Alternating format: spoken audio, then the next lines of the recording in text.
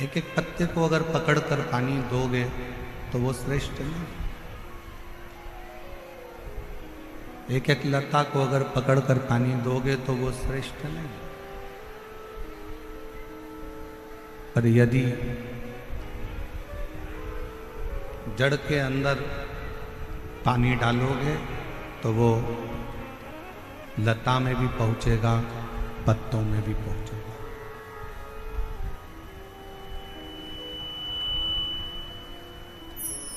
वो लता में भी जा रहा है और पत्तों में भी जा रहा है। जो महापुराण की कथा कहती है कि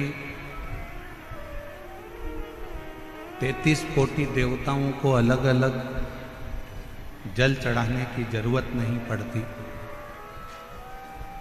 यदि एक देव अधिदेव महादेव पर एक लोटा जल चढ़ जाता है तो 33 कोटि देवताओं को प्राप्त होते हैं।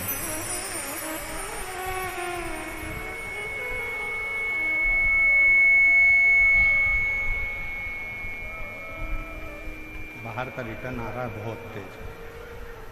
बाहर का रिटर्न अंदर आ रहा है, थोड़ा कम करें।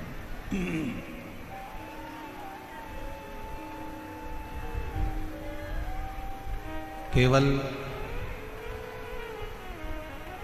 जड़ में पानी चढ़ाया,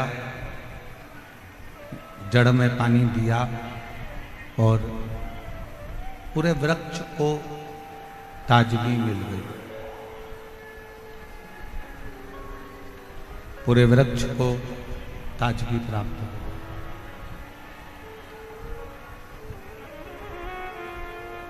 बस एक पितरों को भजना है। कोई ने कह दिया कि पितर दोष है, पितरों का दोष लगा हुआ है, या पितरों का दोष है घर में। कोई कहे कि वास्तु का दोष है घर में।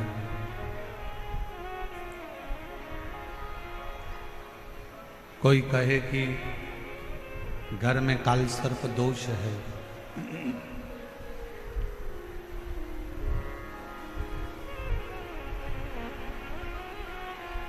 कोई कहे पितरों का दोष है, कोई कहे कालसर्प दोष है,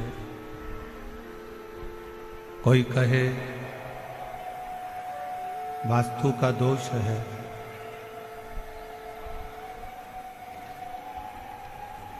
ये सारे दोष अगर घर में लगे हुए हैं और यदि आप भगवान शंकर को एक लोटा जल समर्पित कर रहे हैं तो दुनिया का कोई दोष आपको कभी भी नहीं लग सकता। वो सारे दोष अपने आप समाप्त हो जाते हैं शिव को एक लोटा जल चढ़ाने। शंकर भगवान को एक लोटा जल समर्पित करना और वो जल एक विश्वास का होना चाहिए।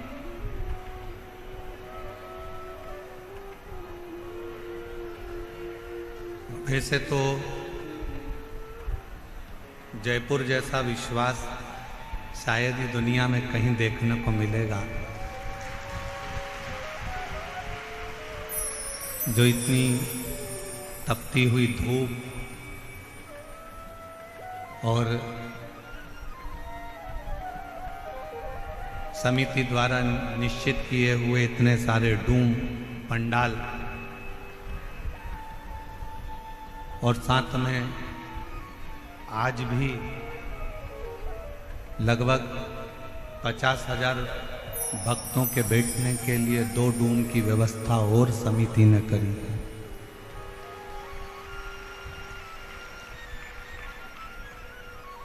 और उसके बाद भी रोडों के किनारे पर शायद जयपुर के इतिहास का क्या राजस्थान के इतिहास का पहला क्रम होगा कि रोडों के किनारे जितने पेड़ मिलेंगे और जितनी छाया मिलेगी, प्रत्येक छाया में शिव भक्त बैठकर कथा सुन रहे हैं।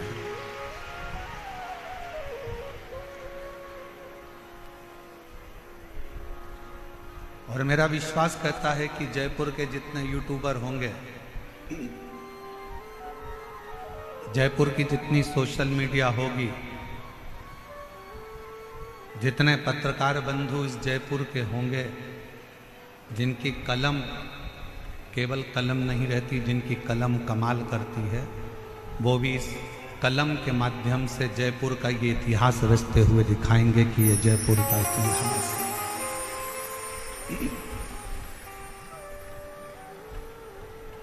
वो भी दिखाएंगे कि इतनी दूर से लोग पैदल चलते चलते चलते चलते, अवस्था का ध्यान नहीं है, केवल बाबा का नाम लेकर बोल बम का नारा है, बाबा एक सहारा, श्री शिवाय नमस्ते, बोलते बोलते बोलते बोलते लोग शंकर की कथा में आ रहे हैं, शिव कथा में पहुंच रहे।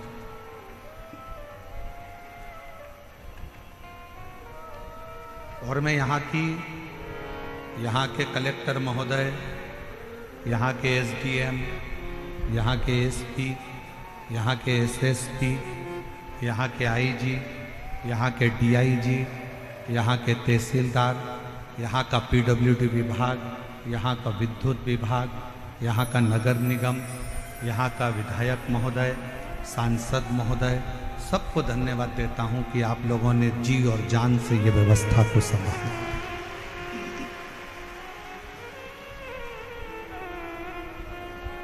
एक शिव को समर्पित होने का एक लक्ष्य है शिव महापुराण की कथा।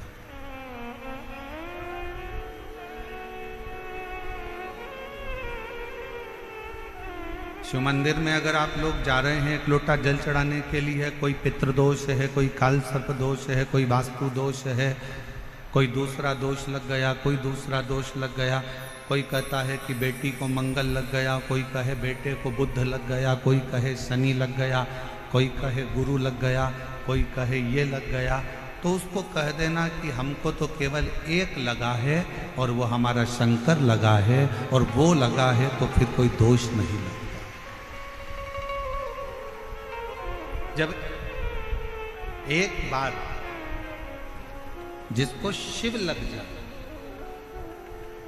एक बार जिसको शंकर लग गए, एक बार जिसको शिव लग गए, तो फिर दूसरा कुछ नहीं लगता।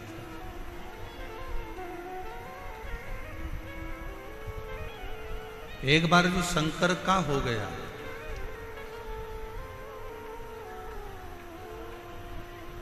वो कहते हैं ना, मैंने सबका होकर देख लिया, बस तेरा होना बाकी है, मैं सब दर जाकर देख लिया, एक तेरे दर आना बाकी है, मैं सबका होकर देख लिया, बस तेरा होना बाकी है, मैं सब दर जाकर देख लिया, बस तेरे दर आना बाकी है। मैंने संपूर्ण सब जगह, ऐसा कोई स्थान नहीं है जहां मैंने छोड़ा। मेरी जीजियों, जयपुर के मेरे जीजाओं, मेरी बेटियों, बेटाओं, मेरी माताओं, मेरे भाई, मेरे पिता तुल्य, मेरे बुजुर्ग, एक बात बताइएगा, जब जीवन में दुख आता है, तकलीफ आती है, कष्ट आता है, तो आप ऐसा नहीं है कि कहीं नहीं जाते हो, जाते हो।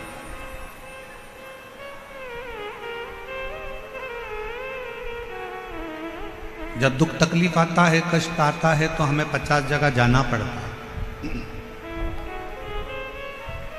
हमारे जीवन में ये तकलीफ आ गई, हमारे जीवन में ये कष्ट आ गया, हमारे जीवन में ये तकलीफ आ गई, देवी से भी पूछा, देवता से भी पूछा, हाथ भी दिखाया, जन्म पत्रिका भी लेकर गए, वो भी ले जाकर दिखाई। देखो जरा मेरा ग्रह क्यों खराब, किस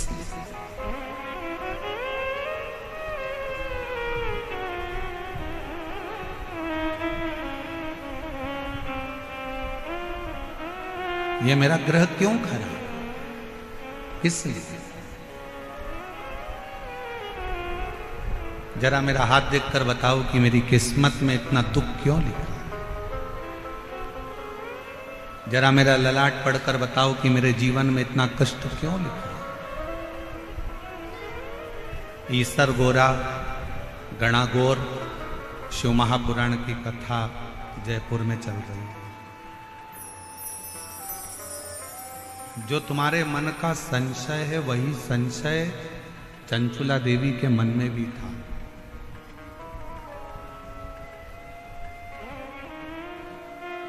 एक महाराज जी प्रवचन में कह रहे थे कि शिव पुराण में जो चंचुला है वो गलत काम करती थी, उल्टे काम करती थी, गलत कृत्य में डूबी हुई थी, गलत कर्म में डूबी हुई थी। पर हमारा निवेदन है एक बार शिव महापुराण कथा के महत्तम को जरूर पढ़ना। चंचुला अपने पति को समझाती है, चंचुला अपने पति को ज्ञान देती है, चंचुला अपने पति को उपदेश देती है, चंचुला अपने पति को सत्संग के माध्यम से समझाने का प्रयास करती है कि तुम गलत काम मत करो।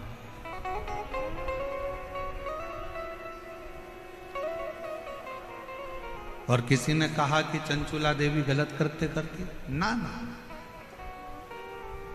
जिसने शिवपुराण को पढ़ा ही नहीं है वो शिवपुराण को केवल ऊपर से लेकर शिवपुराण के पात्रों को गलत बताने का प्रयास किया करता है।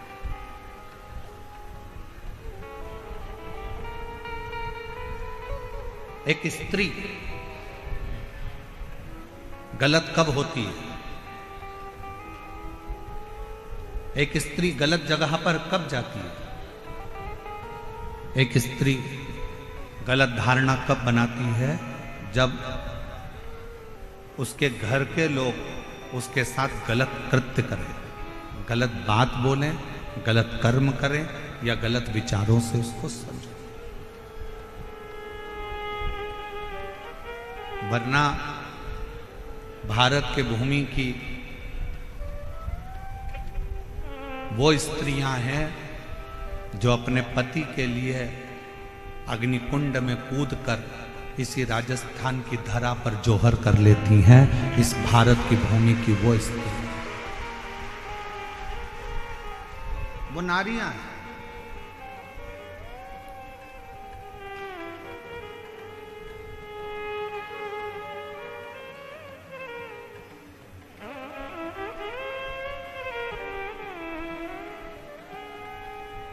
कोई कहे कि हमारा भाग्य देखकर बता दो, कोई कहे हमारा हाथ देखकर बता दो, कोई कहे हमारी पत्रिका देखकर बता दो। हम आपसे पूछें, मेरे जयपुर की माताएं, मेरी जीजियां, मेरी बेटियां, मेरे जीजा हों, मेरे भाई, मेरे पिता तुल्य बुजुर्ग उत्तर देंगे। एक ही दिन, एक ही तिथि, एक ही वार, एक ही समय, एक ही घड़ी, एक ही पल, क्या उस दिन, उस घड़ी, उस पल में, उस समय में क्या केवल एक ही बच्चा पैदा होता है? जम के बोलो जरा। बुधवार के दिन मान लो 17 तारीख को बुधवार है, और अपन मानो कि 17 को बुधवार है और 17 को ये तिथि है, 17 को ये नक्षत्र है, 17 को ये पल है, 17 को ये घड़ी है। क्या उस दिन केवल एक ही बच्चे का जन्म होगा? भारत में और कोई, विश्व में, पूरी पृथ्वी पर कोई बच्चा उस दिन जन्म नहीं लेगा।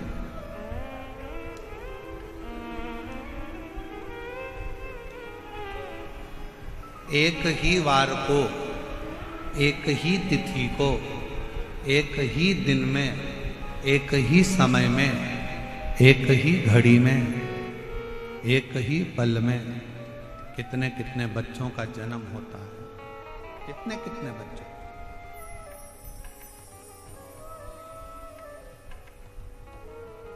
और कितने सारे बच्चों का जन्म हुआ और वह बच्चों का भाग्य अलग अलग होता है। सोमवार को हो सकता है कि तुम्हारे बेटे ने जन्म लिया, 5 तारीख को हो सकता है, 5 तारीख को सोमवार के दिन ही जितनी बजे तुम्हारे बच्चे ने जन्म लिया उतनी ही बजे कोई दूसरे हॉस्पिटल में किसी दूसरे बच्चे ने जन्म ले लिया।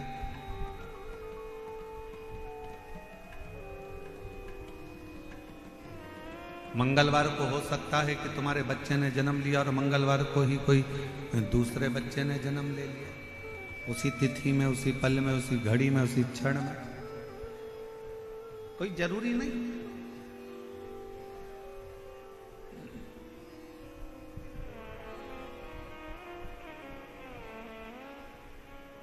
एक ही दिन में अच्छा खासा चल रहा था, उसको बेकार कर दिया पूरा।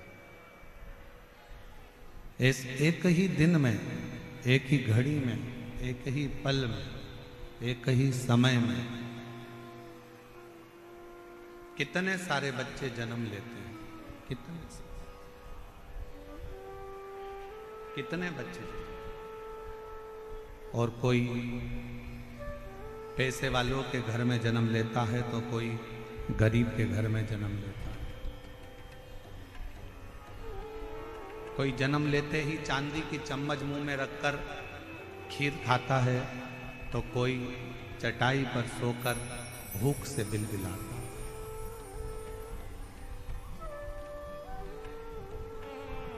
कितने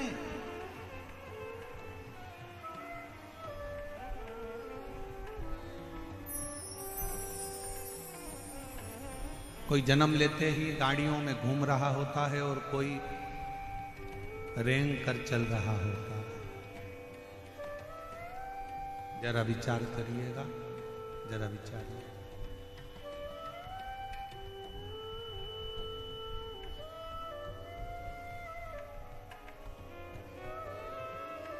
अब बोलो, आपने पत्रिका दिखाई, आपने पत्रिका दिखाई, आपने हाथ दिखाया और अपना अपना भाग्य बताया।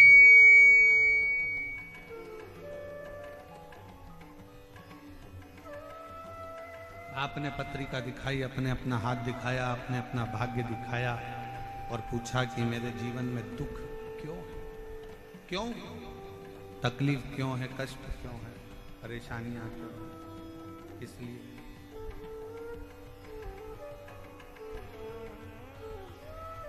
उसका एक उत्तर है आपका पूर्व का किया गया कर्म। इसलिए फिर कहेंगे आप लोगों से कि मत बुरे कर्म कर बंदे वरना पछताएगा, भगवान की आंखों से तू बच नहीं पाएगा, तू बच नहीं पाएगा। अरे ओ अज्ञानी मत करना, अरे ओ अज्ञानी मत करना दानी।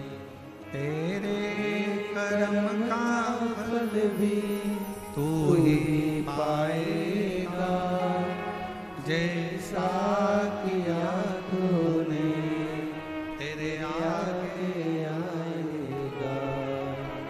मत बुरे कर्म कर बंदे वरना पछताएगा, भगवान की आंखों से तू बच नहीं पाएगा, तू बच नहीं पाएगा। अरे ओ अज्ञानी मत करना दानी। एक ही समय में एक ही घड़ी में, एक ही पल में, एक ही नक्षत्र में, एक ही दिन में ना जाने कितने कितने बच्चों का जन्म होता है, ना जाने कितने कितने बच्चे पैदा होते हैं। सबका अपना अपना भाग्य होता है, सबकी अपनी अपनी किस्मत होती है।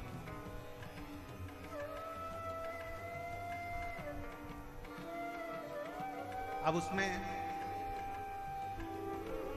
आप चाहे किसी को भी जाके अपना भाग्य पढ़वा दो, आप चाहे जाकर किसी को भी अपनी किस्मत पढ़वा दो, जो पूर्व में किया है उसको भोगना ही है। जो पूर्व में करा गया है, बाहर की आवाज अंदर आ रही है पर अंदर की आवाज अंदर नहीं आ रही। पूर्व में जो कर्म किया है उस कर्म को तो भोग। इसलिए फिर निवेदन करूं, श्रेष्ठ कर्म करते हुए आगे बढ़िए। श्रेष्ठ कर्म बढ़ते श्रेष्ठ कर्म।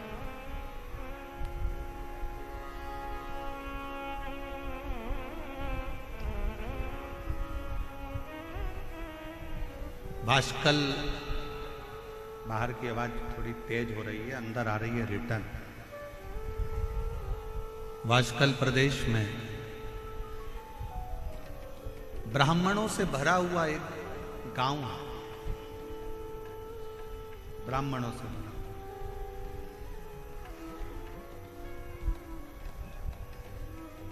और उसी गांव में एक बिंदुक नामक का ब्राह्मण रहता है और जिसकी धर्म पत्नी है चंचुला।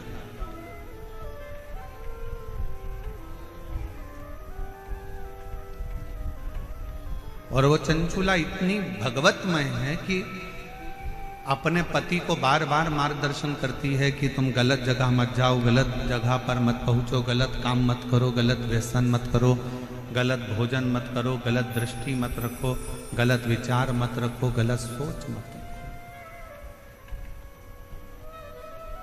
और ये विश्वास करता है कि भारत के भूमि की प्रत्येक माँ, प्रत्येक स्त्री, प्रत्येक नारी अपने पति को, अपने पिता को, अपने पुत्र को, अपने भाई को ये उपदेश देती रहती है कि गलत काम मत करो।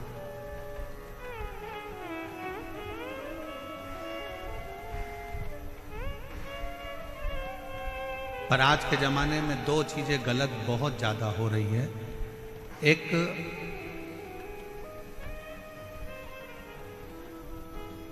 भोजन गलत होने लगा और दूसरा पहनावा गलत होने लगा।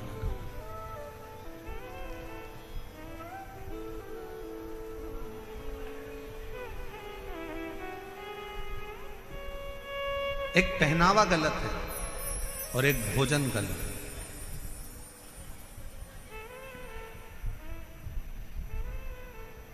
एक बात आपसे पूछें, उत्तर दीजिएगा जरा। तुलसी का पौधा तुम्हारे घर में है? जम के बोलो जरा, आवाज नहीं आ रही, और जम के बोलो। हैगा सबके घर में तुलसी का पौधा? तुलसी के पौधे की मिट्टी को हटा दिया जाए और जड़ जड़ दिखने लगे तो पौधा जीवित रहेगा कि मर जाएगा? मर। जिस पौधे की जड़ दिखने लगती है वो पौधा एक ना एक दिन समाप्त हो जाता है। इसलिए पौधे की जड़ को मिट्टी से दबाकर रखा जाता है, मिट्टी से दबा।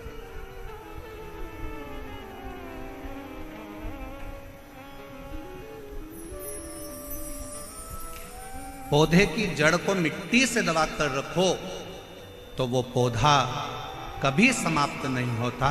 उसी तरह वस्त्र पहनते समय एक एक बेटी को, एक एक महिला को इस बात का स्मरण होना चाहिए कि अपने पेट में जो नाभि है ये जड़ है। इस नाभि को जितना वस्त्र से दबाकर रखोगे उतने सुरक्षित रहोगे, उतनी सुरक्षा आपकी रहेगी, उतनी सुरक्षा।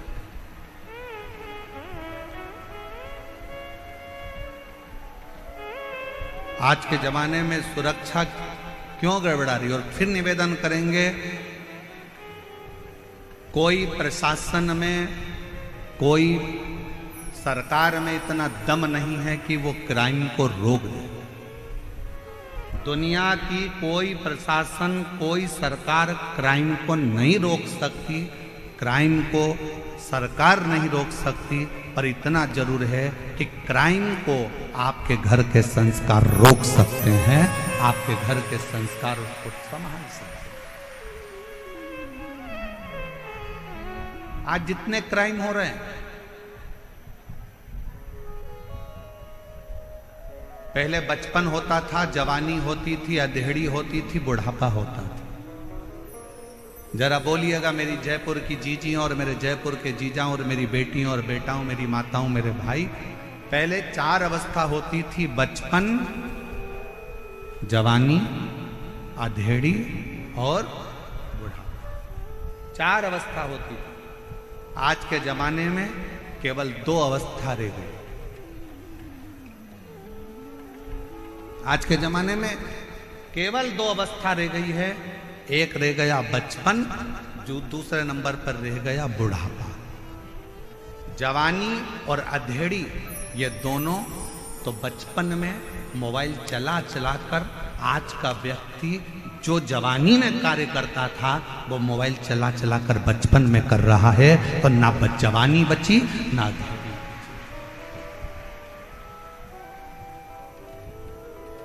पहले 4 अवस्था होती थी, बचपन भी होता था, जवानी भी होती थी, अधेड़ी भी होती थी और बुढ़ापा भी होता था।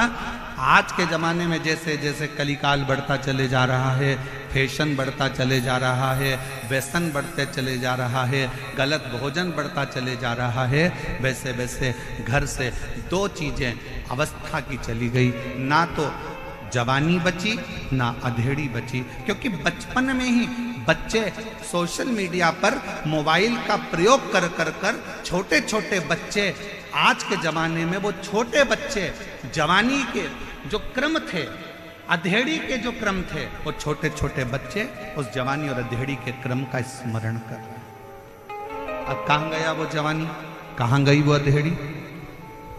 सीधे बुढ़ापा।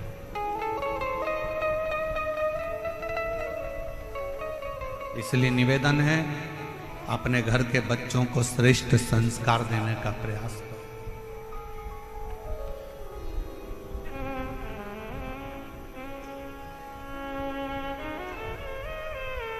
20 साल तक माता पिता अपने बच्चे को पढ़ाते हैं, लिखाते हैं, ज्ञान देते हैं और राम बनाने का प्रयास करते हैं।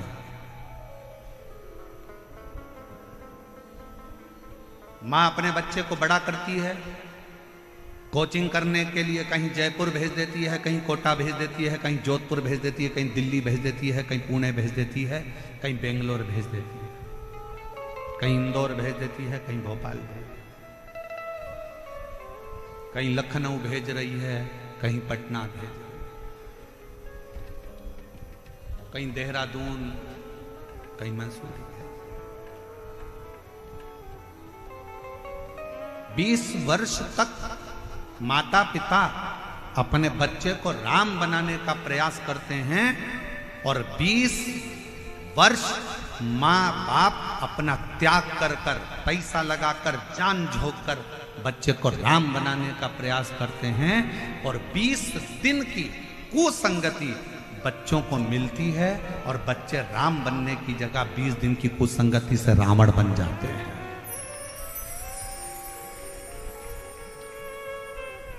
20 वर्ष की करी हुई तपस्या, 20 वर्ष का करा हुआ त्याग, माँ बाप का सब धरा की धरा रह जाता, सब पड़ा।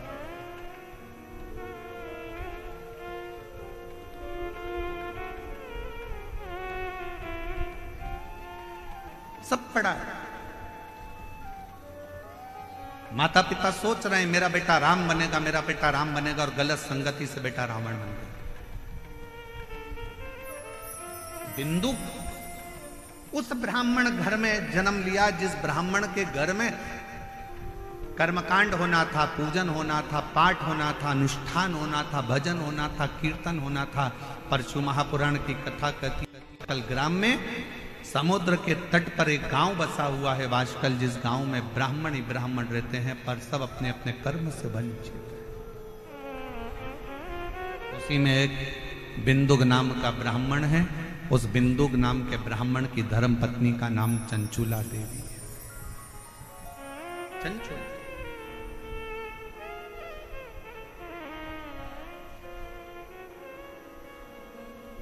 इस भूमि के दो भक्त ऐसे हुए हैं जिनका चरित्र शास्त्र वर्णन करता है। पहले नंबर पर नरसिंह मेहता, भारत की भूमि के वो संत हुए जो जीते जी शरीर को लेकर गौलोक धाम में जाकर भगवान कृष्ण और राधा जी का दर्शन कर लेते, और वो दर्शन कोई दूसरा नहीं कराता, वो दर्शन कोई दूसरा नहीं करा रहा, वो दर्शन करा रहे हैं स्वयं देव अधिदेव महादेव, स्वयं शंकर, स्वयं शिव। और दूसरे नंबर पर है चंचुला देवी, भारत की भूमि की वो स्त्री जिसका पति मर चुका था और प्रेत योनि में पड़ चुका था, मर गया, अंतिम संस्कार हो गया, प्रेत योनि में पड़ गया। प्रेत योनि में पड़ने के बाद लोग उसके लिए तर्पण करते, पिंडदान करते, तिलांजलि देते, पर भारत की भूमि की दूसरे नंबर पर है चंचुला देवी, जिसका पति मर गया था, बेधव्य हो गई थी, उसके बाद भी जैसे शंकर भगवान ने नरसिंह जी को जीते जी गौलोक धाम का दर्शन कराया, उसी तरह चंचुला देवी भारत की भूमि की वो स्त्री रही जिसका पति मर गया, उसके बाद भी शंकर की कृपा से वो अखंड सौभाग्यवती हो गई। ये शिव की, ये शंकर की कृपा।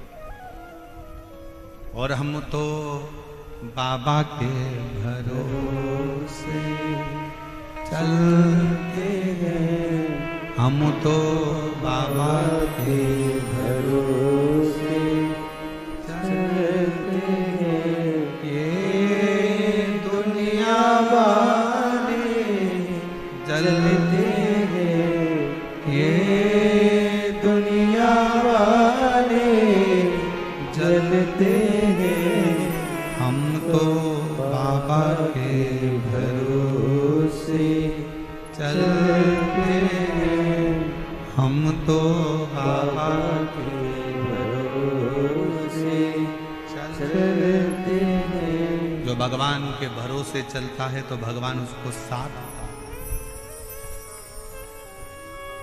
एक पत्र बड़ा विचित्र आया है, देखिए।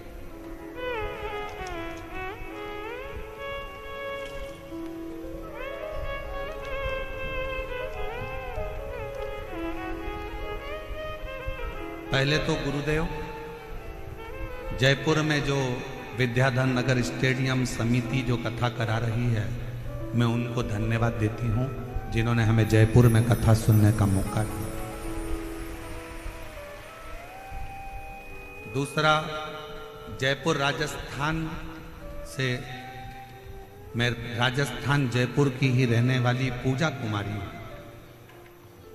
मैं बिहार मुंगेर जिले की रहने वाली हूं, परंतु मैं स्थायी रूप से जयपुर में रहती हूं। सालों हो गए यहां रहते रहते। पत्र लिख रही हूं गुरुदेव। टीवी पर जब कथा सुनती थी तो देखती थी कि पत्र पढ़ते हैं आप और सबका काम होता है। बाबा से प्रार्थना करती थी कि बाबा, बड़ी गजब की कथा शिव पुराण होती है जिसमें दुनिया के लोग अपना पत्र लिखकर भेजते हैं और वो सियोर वाला बाबा पत्र पढ़ता। गुरुदेव, हम 3 बहनें हैं, हम तीनों बहनों की शादी हो गई है, हम तीनों बहनों के घर बच्चे हो गए हैं, हम तीनों बहनें बड़े आराम से रहती हैं। गुरुजी, हम 3 बहनों का एक भाई है, जिसकी उम्र 25 साल थी, भोलेनाथ जी की कृपा से उसकी सरकारी नौकरी जूनियर इंजीनियर के पद पर लगी थी। 6 महीने नौकरी के हुए, हम तीनों बहनों की शादी हो गई, हमारे घर बच्चे हो गए, हमारा भाई 25 साल का हो गया, उसकी नौकरी लग गई। उसकी शादी की तैयारी चल रही थी, शादी के लिए सोच रहे थे, क्योंकि अब उसकी गवर्नमेंट जॉब लग गई है तो उसकी शादी कर। लेकिन किस्मत को कुछ और ही मंजूर था। हमारा भाई 2020 नवंबर को बाथरूम में फिसल गया और बाथरूम में फिसला, उसके सिर में गहरी चोट आई। हमें सब मिली, खबर मिलते ही हम तुरंत अस्पताल में भर्ती कराए, इलाज कराया, सिलीगुड़ी हॉस्पिटल में लेकर गए। कुछ दिन तो वो ठीक रहा, फिर उसकी तबीयत बिगड़ गई और अस्पताल में ही उसने दम तोड़ दिया। हम 3 बहनों का एक भाई, हम बहन तो अपने अपने ससुराल में रहती हैं, पर माँ बाप तो अकेले रहते थे, जिनका 25 साल का लड़का सरकारी नौकरी करता हुआ अपना दम तोड़ देता। अस्पताल में ही उसने अपने दम तोड़ दिया, शांत हो गए, परिवार बिल्कुल बिखर गया। गुरुजी, माँ बाबूजी की उम्र 50-50 साल के थे। माँ बाबूजी की उम्र 50-50 साल की थी। मेरी माँ इतनी रोती 24 घंटे, मेरे बाबूजी रोते, एक ही लड़का मर गया। कथा सुनते सुनते हमने हमारे बाबूजी से और माँ से कहा, माँ वो सियोर वाला बाबा कहता है कि जो मांगो बाबा वो देता है, जो मांगोगे वो देता है। मां कहती है क्यों सांत्वना देती है, 50 साल की मेरी उम्र है, 50 साल के तेरे बाबूजी हैं, मेरी 3 बेटियों के घर में बच्चे हैं और मेरा 25 साल का लड़का मर गया, क्या मांगू भगवान से, क्या। मां, आस्था चैनल पर वो सियोर वाला महाराज कथा करता है, टीवी के सामने अगर आसन लगाकर कथा सुनी जाए, 1 लोटा जल रोज शंकर जी के मंदिर में चढ़ाया जाए, तो ऐसा कोई काम नहीं जो शंकर पूरा ना करे।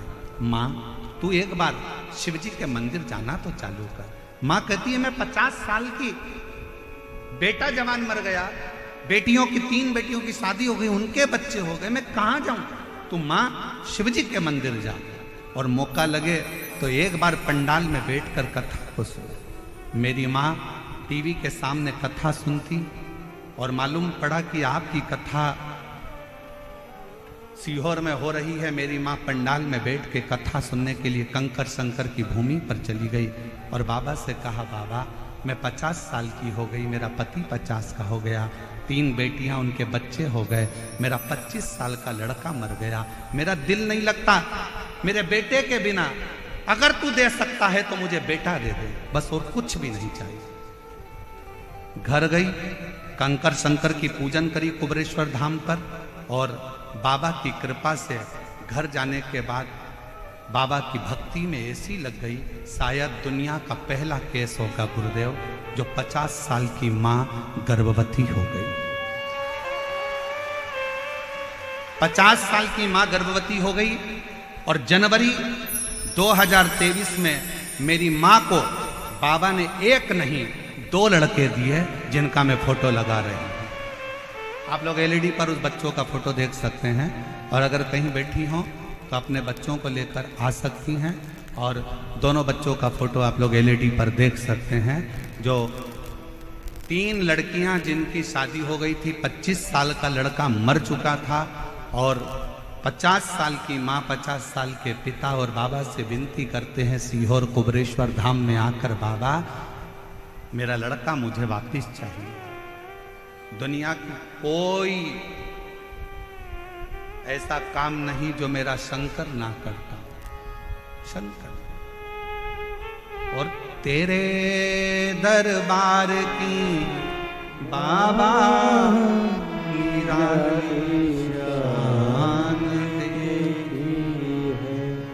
फिर निवेदन करूं मेरी जीजियों, दुनिया की दृष्टि में जयपुर में केवल शिव पुराण की कथा हो रही है, ये दुनिया के लोग कहेंगे, पूरे जयपुर वाले कहेंगे कि जयपुर में शिव पुराण की कथा हो रही है, पर शिव पुराण की ये कथा नहीं है।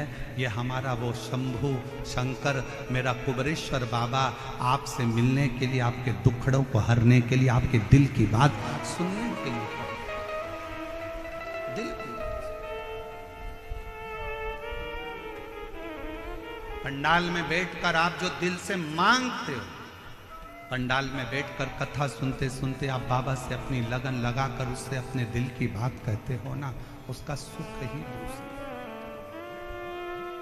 और जितने कार्यकर्ता इस कार्यक्रम को संभाल रहे हैं, जितने कार्यकर्ता लगनता से काम करते हुए लोगों को भोजन करा रहे हैं, कोई पानी पिला रहा है, कोई लस्सी बांट रहा है, सब व्यापारियों ने अपने अपनी दुकान उनको सबको कह दिया कि जितने शिव भक्त आए सबको कुछ ना कुछ मुंह झूठा कराओ। ऐसे जितने कार्यकर्ता इस सेवा में लगे, जितने कांस्टेबल, जितना पुलिस बल, जितना चिकित्सा विभाग, जितना पीडब्ल्यूडी विभाग, जितना विद्युत विभाग, जितने सरकारी कर्मचारी भी इस अगर सेवा में लगे हैं, अभी तक तुमने दुनिया की सेवा करी होगी, पर शिव महापुराण की कथा में पहला मौका मिला है, उसका फल आपको 3 महीने में बाबा क्या देगा वो वही जान सकते। वो उसके हाथ, वो उसके हाथ, ये हमारे हाथ में कुछ नहीं। तेरे दरबार की बाबा निराली शान देखी, तुझे देखे नहीं देखा, पर झोली भरी देखी, मुख दुनिया मोड़े बाबा तू मुखड़ा, मेरी लगी परी तीनों बाबा तू। अब मेरी जीजियों जरा उत्तर दीजिएगा, इस पत्र को ले जाकर पढ़कर इसका उत्तर दीजिएगा कि जिसकी 3 बेटियां, जिनके घर में बच्चे हो गए, 25 साल का लड़का जिसकी सरकारी नौकरी लग गई, वो 25 साल का लड़का जो घर में बाथरूम में गिर गया, मर गया, और वो 25 साल का लड़का चले गए और माँ बाप की उम्र 50-50 साल हो गई, और उसके बाद मेरा कुबेर भंडारी उसकी गोदी में 2 बेटे दे देता है। ये दुनिया में कहीं हो सकता? कई मेरी जीजियां आती हैं, कहती हैं हमारे 8 साल हो गए शादी के, कोई कहता मेरे 5 साल हो गए, कोई कहता मेरे 3 साल हो गए, कोई कहता मेरे को 11 साल हो गए, कोई कहता मेरे को 10 साल हो गए, मुझे संतान नहीं है, हार गए, हिम्मत हार गए। हम कहते हिम्मत मत हारो, एक बार शिव महापुराण के पंडाल में जाओ, बैठो, कथा पूरी हो, वहां की आरती के बाद में, जैसे ही आरती में कर्पूर गौरम हो, आरती पूर्ण होने के बाद में वहां की मिट्टी को अपने गर्भ से लगाओ, अपने हृदय से लगाओ, उसको प्रणाम करो। हम जानते हैं विद्याधर नगर का ये स्टेडियम आज खाली रत्ती भर नहीं है।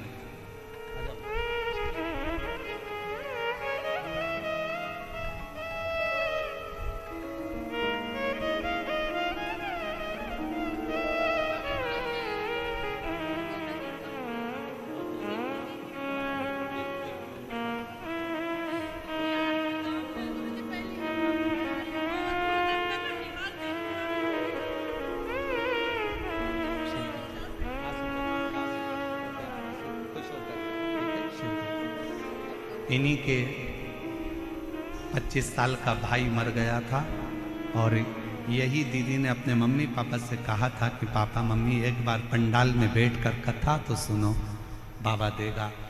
कह रही हैं मेरे 2 भाई मेरे बाबा ने दे दिए मुझे, एक की जगह 2। शिव तत्व शंकर, आप कितने विश्वास से यहां पहुंच रहे हो, आप कितने विश्वास से कथा सुन रहे हो, ये आपके ऊपर निर्भर करता है। कई माताएं तो ऐसी हैं जो पंडाल के अंदर तक नहीं पहुंच पाई, कई माताएं ऐसी हैं, कई भाई ऐसे हैं जो रोड पर बैठे हुए हैं, पेड़ों की छांव में, रोड के किनारे जहां उनको छाए मिल गई। कई ऐसे हैं जो अपना छाता लेकर, पानी की बोतल लेकर बैठे। विश्वास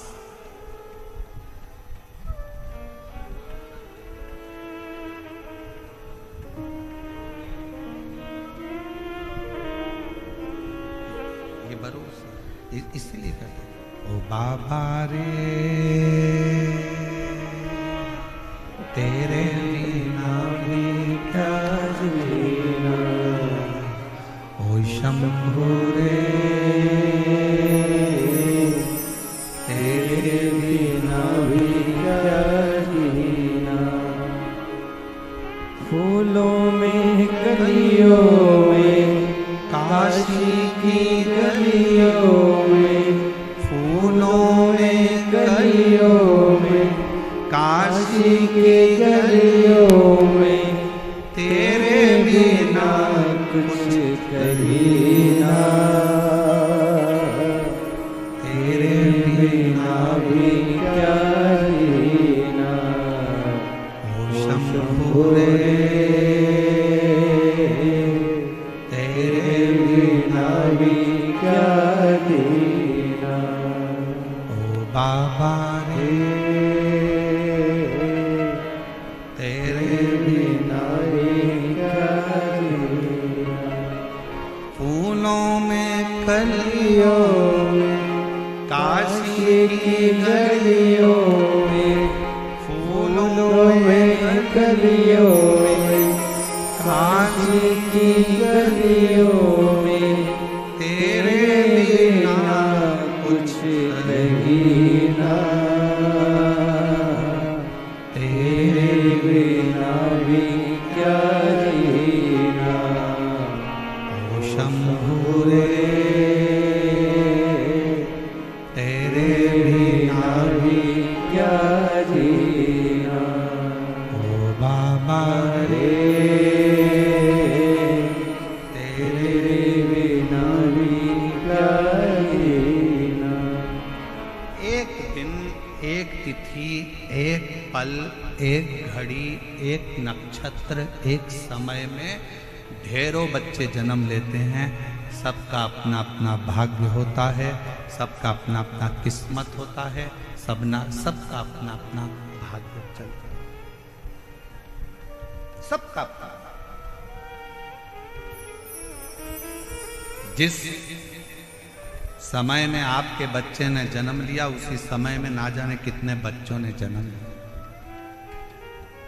बस अपना कर्म आपको श्रेष्ठ बनाए, आपकी मेहनत आपको श्रेष्ठ बनाए, अपना कर्म।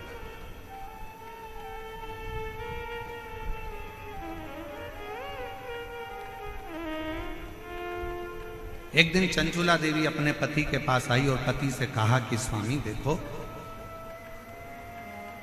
आप ब्राह्मण कुल में जन्मे हो, ब्राह्मण कुल में तुम्हारा जन्म हुआ है, ब्राह्मण कुल में तुम रहते हो, क्यों ये दुनिया वालों के चक्कर में पड़ते हो? अच्छा कर्म करो, थोड़ा वेद पढ़ो, थोड़ा शास्त्र पढ़ो, थोड़ा अध्ययन करो, थोड़ा स्मरण करो, थोड़ा सत्संग करो, थोड़ा कीर्तन करो, थोड़ा मंत्र जाप करो। पति बिंदुक मानने को तैयार नहीं था। चंचुला देवी बड़ी सुंदर थी, बड़ी सुंदर, उसके चेहरे पर चंद्र सी चमक, बहुत सुंदर। चंचुला देवी सुंदर तो बहुत थी, फिर भी पति बिंदुक अपनी पत्नी पर जितना आसक्त नहीं हुआ उतना पति एक वेश्या पर आसक्त हुआ।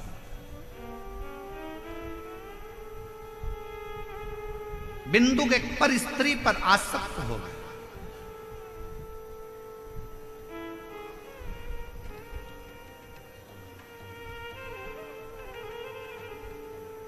कितनी विचित्र कथा है।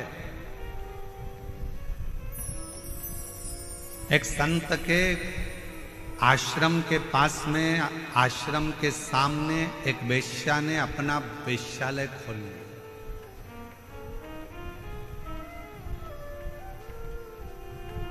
संत दिन भर भगवान के भजन में लगे रहते थे, भक्ति में लगे रहते थे। संत को मालूम पड़ा कि आश्रम के सामने एक वेश्या ने अपना वेश्यालय खोला। संत ने खबर करवाई वेश्या को कि तुम्हारा वेश्यालय बंद करो, यहां से जाओ, इसको छोड़ो। वेश्या सुनती नहीं, अपने काम में लगी रही। पुरुषों को अपने चेहरा देखकर आसक्त करना, नृत्य दिखाना, उनसे धन कबाड़ना, उनको अपनी ओर आसक्त करना। समझाया पर मानती नहीं। अब संत दिन भर भगवान के भजन में लगे रहते थे, पर जब से वेश्यालय खुला, वेश्या को जब से मना करा, तब से वेश्या के घर पर तो पुरुष जाने लगे और संत अपने दरवाजे पर बैठकर राम राम जपते, नाम नाम जपते और जपते जपते देखते कि एक गया तो एक पत्थर उठाकर अपने पास में रख लेते, दो गया एक पत्थर फिर रख लिया, फिर रख लिया। दिन भर पत्थरों को संत अपने पास रखते जाते, रखते जाते, रखते जाते। 1.5 महीने में, 2 महीने में पत्थरों का ढेर संत के दरवाजे पर लग गया। संत के दरवाजे पर जब पत्थरों का ढेर लगा, वेश्या एक दिन निकल कर जा रही थी। संत के पास पहुंचकर वेश्या ने प्रणाम किया। बाबा, मैं जब आई थी तब आपके दरवाजे पर इतने सारे पत्थर नहीं थे, आज इतने सारे पत्थरों का ढेर क्यों लगा? संत ने कहा, यह पत्थर नहीं है, तेरे वेश्यालय में जितने पुरुष जाते थे उनको देखकर मैं एक पत्थर रख देता था।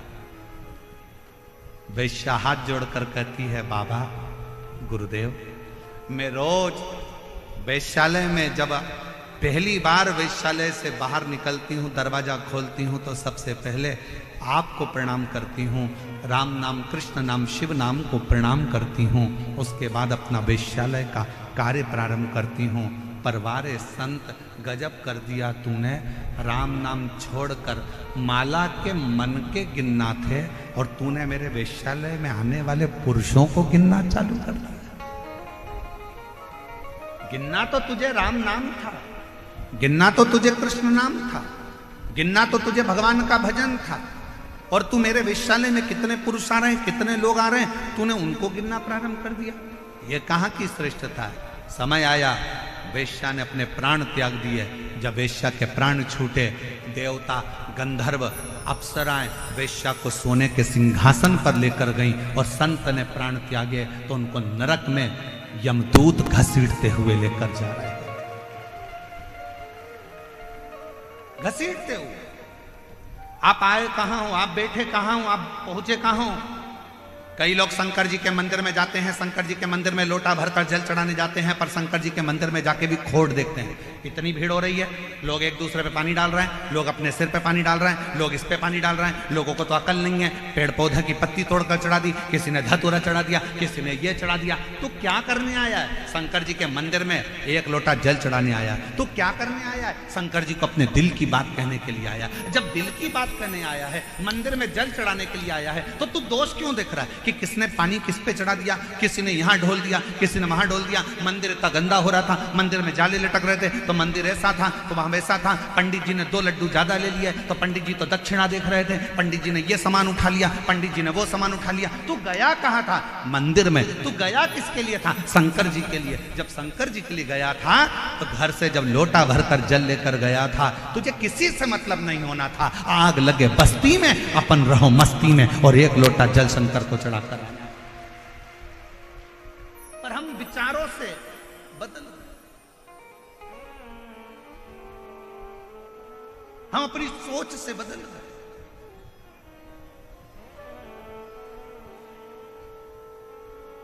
अपने विचार बदल लिए लोगों ने। मंदिर में जाने के बाद भी लोग उसमें गलतियां देखते हैं। शिव महापुराण की कथा में जितनी मेरी जीजियां आई हैं, शिव महापुराण की कथा में जितने मेरे जीजा आए हैं, हम कहते हैं कि अपने जीवन में अगर करना तो कुछ अच्छा करें।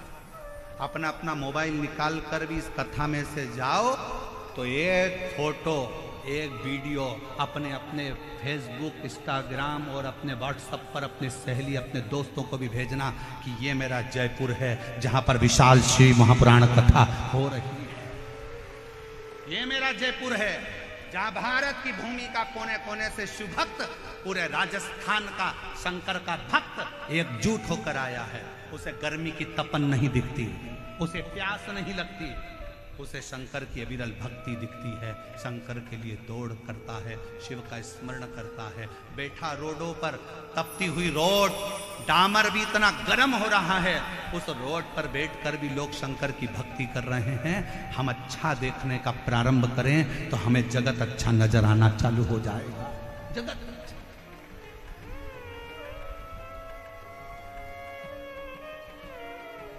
हम देख क्या रहे हैं?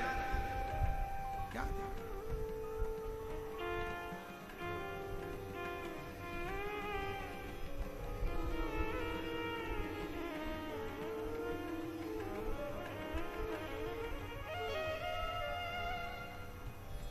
और मैंने तेरे ही भरोसे बाबा, तेरे ही भरोसे हवा विच उड़ती जावांगी बाबा, डोर घटो छठी नावे में कटी जावांगी भोले मैं तेरी पत्नी। धर्म पत्नी चंचुला देवी ने बिंदु को समझाया कि शिव पर विश्वास करो, भगवान पर भरोसा करो और अपनी भक्ति में रहो। एक पत्र अच्छा है।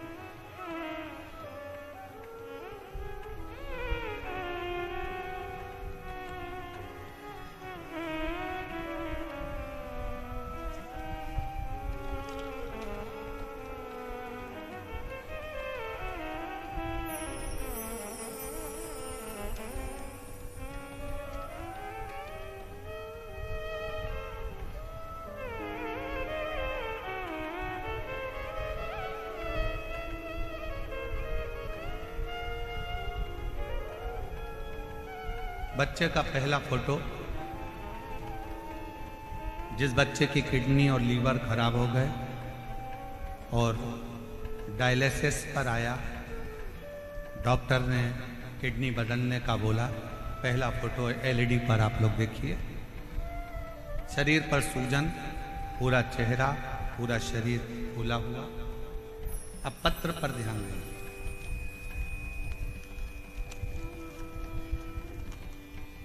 मेरा नाम पिंकी और पति का नाम त्रिलोक जैन है। हम जैन समाज से हैं। गुरुदेव प्रतापनगर जयपुर में रहते हैं। अगर आए हों और अपने बच्चे को लाए हों तो व्यासपीठ के पास में आ सकते हैं। मेरा नाम पिंकी और पति का नाम त्रिलोक जैन है। हम जैन समाज से हैं। हम प्रतापनगर जयपुर में रहते हैं। एक लोटे जल का मैं क्या वर्णन करूं गुरुदेव, बोलने के लिए मेरे पास शब्द भी कम है। मेरा बेटा 4 वर्ष का था तब से उसको अचानक से सूजन आ गई, और मेरा बेटा 4 साल का था जब से उसका शरीर बेकार, पूरा शरीर सूज जाता। उसको नजदीक के अस्पताल में दिखाया। दिखाने पर पता चला कि उसके टॉयलेट से प्रोटीन निकल रहा है और उसको किडनी में प्रॉब्लम है। सब सुनने की हम घबरा गए। अचानक से बच्चे को क्या हो गया? जांच कराने पर पता चला कि उसका किडनी से संबंध और नमक रूपी एक बीमारी है, जो नेफ्रोटिक नामक एक बीमारी थी, वो हो गई। हम लोग रोने लगे। बच्चे की किडनी खराब होना और डॉक्टर के अनुसार इसको बदलने की बात कहना बड़ा दुख होता।